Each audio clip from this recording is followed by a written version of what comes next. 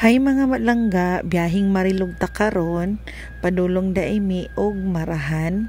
Gibaybay na namo ni ang Marilog District. Kay part man sa Marilog District ang sitio Marahan. Unya dag-um kaayo guys, feeling jud nako na mag-ulan didto sa may Marahan karon. Unya bago ta mo dito sa Marahan kay muhapit ta aning mga papicturanan gani diri guys. Kanang overview guys. Nalabyan daay ni namo ning lugaran ni guys. Sa atbang lang ni sa Swanenberg ug tapad sa Ate Norlis Rest Place. Katong ginakanan gani og Puto Maya og Sikwati guys. Kunya kuan lang ka diri guys, hulog lang ka og 5 pesos kung gusto ka magpa-picture.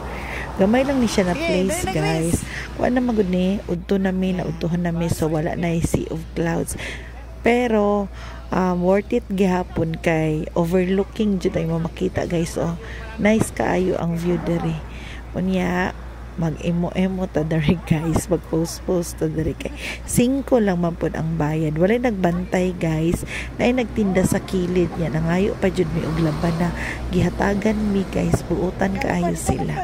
Unya kung gusto niyo mo magpa-picture diri, hapit lang mo mga langga. At bang lang na siya sa Swanenberg, sikat man ang Swanenberg no. Nya 5 lang man ang bayad diri. Na kay gwapo kay na view. Murag artista guys nya basin maabtan tag-ulan manglakaw na ta guys. Pero kuan jud namo ang place kay nang sulit lang jud namo among bayad na 5 mo na mong kuha guys.